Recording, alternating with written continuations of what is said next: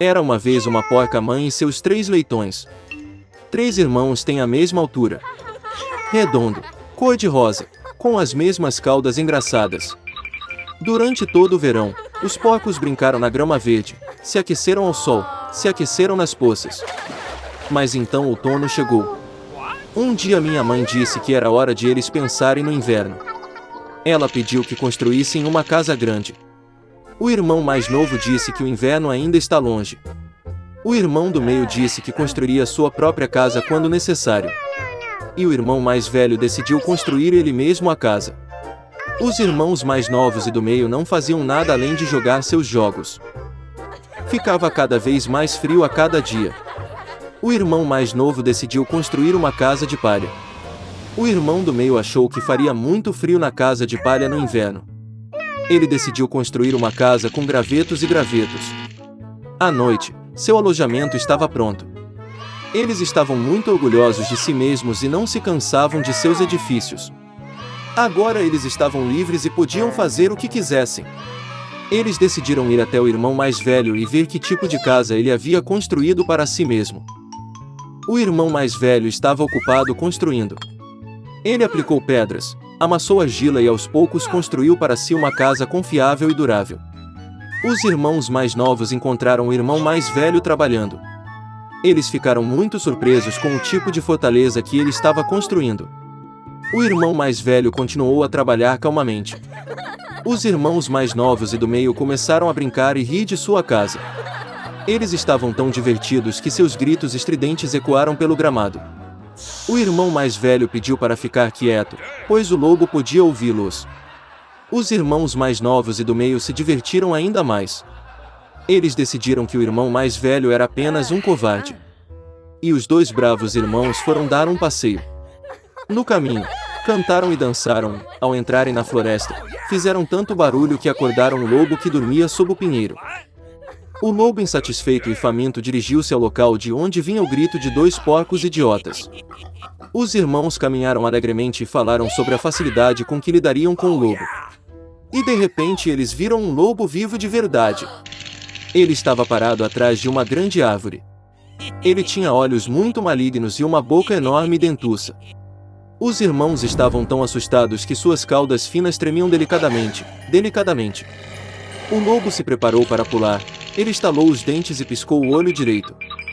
Os porquinhos de repente voltaram a si, gritando pela floresta. Correram para fugir. Levantando nuvens de poeira, eles correram cada um para sua casa. O irmão mais novo correu para sua cabana de palha e bateu a porta na frente do lobo. O lobo rosnou e exigiu abrir a porta. O irmão mais novo, com medo, não conseguia pronunciar uma palavra. Então o lobo começou a soprar. O telhado claro voou imediatamente para fora da cabana de palha. O lobo respirou fundo e soprou uma segunda vez, e a casa de palha voou em todas as direções. O lobo ficou encantado, estalou os dentes e se lançou sobre o irmão mais novo. Mas o porco habilmente se esquivou e correu. Ele correu para a casa do irmão do meio. Os irmãos conseguiram se trancar e se olharam consternados.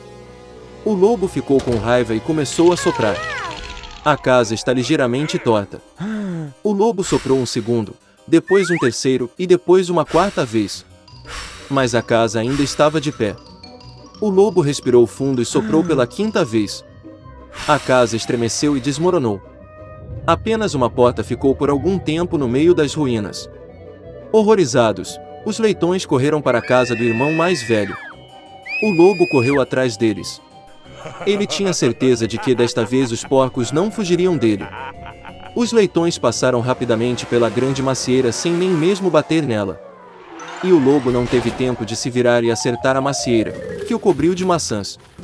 Uma maçã dura o atingiu entre os olhos. Um grande galo saltou na testa do lobo.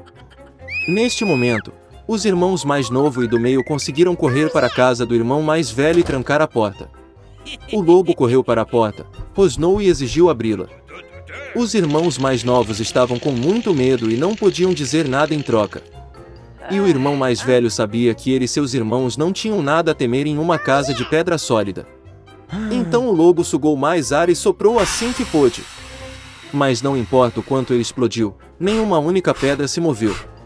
E então ele olhou para cima e notou uma chaminé grande e larga no telhado. Ele subiu cuidadosamente no telhado e começou a descer pelo cano. Os porcos ouviram um farfalhar. O irmão mais velho adivinhou imediatamente o que estava acontecendo. Ele rapidamente correu para o caldeirão, onde a água fervia, e arrancou a tampa. O lobo desceu pelo cano e caiu direto no caldeirão. Seus olhos se arregalaram para a testa. O lobo escaldado voou com um rugido selvagem e correu para a floresta. E os 3 porquinhos cuidaram dele e ficaram felizes por ter ensinado uma lição ao ladrão malvado com tanta habilidade. A partir de então, os irmãos e a mãe passaram a morar juntos, sob o mesmo teto. Lemuel Gulliver passou 5 meses inteiros com sua esposa e filhos na Inglaterra, mas o desejo de viajar acabou se tornando mais forte. Assim, tendo se tornado o capitão do navio aventureiro, Gulliver partiu em outra viagem. Ele recrutou 50 membros da tripulação, mas no fim das contas nem todos os membros da tripulação eram pessoas honestas. Uma vez, ao abrigo da noite, os traidores tumultuaram o navio, invadiram a cabine de Gulliver e amarraram-o. Por 3 dias, a tripulação manteve o ex-capitão trancado. E no 4º dia, os traidores desembarcaram Gulliver em uma terra desconhecida, deixaram-lhe algumas provisões e navegaram para o norte. O ex-capitão não teve escolha a não ser rumar para o interior. No caminho, ele encontrou pegadas de cavalos, o que deu a Gulliver esperança de um resgate antecipado. De repente, uma figura humanoide apareceu no horizonte. Gulliver estreitou os olhos e a viu. Era um macaco de aparência estranha, com pele escura e cabelo encaracolado. Esses animais tinham longas garras nas patas. Eles pareciam tão perigosos que Gulliver prendeu a respiração e se encostou na árvore atrás deles. Mas então algo agarrou os ombros do viajante e o puxou para cima. Eram exatamente os mesmos macacos que tentaram arrastar suas presas para cima da árvore. Gulliver lutou para lutar com as mãos, mas os animais eram mais fortes. Enquanto Gulliver lutava em uma batalha desigual, o som de cascos foi ouvido. Percebendo o cavalo que se aproximava, os macacos jogaram Gulliver e fugiram aterrorizados. Tendo se aproximado, o cavalo examinou Gulliver com interesse. Então um segundo cavalo apareceu. Eles se cumprimentaram com um chute de seus cascos dianteiros e caminharam para o lado.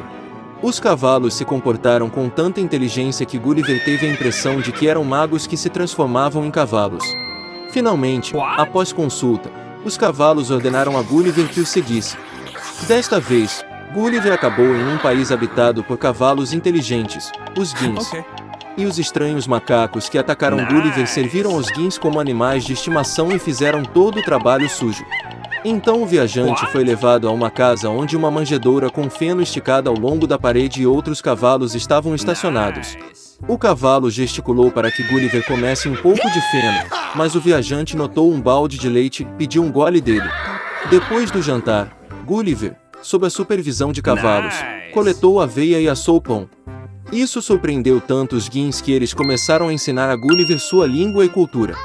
Os cavalos revelaram-se não apenas inteligentes, mas também muito nobres. Eles não conheciam as palavras raiva, inveja, decepção e inimizade. Eles ficaram surpresos com as histórias de Gulliver sobre dinheiro, navios e estados.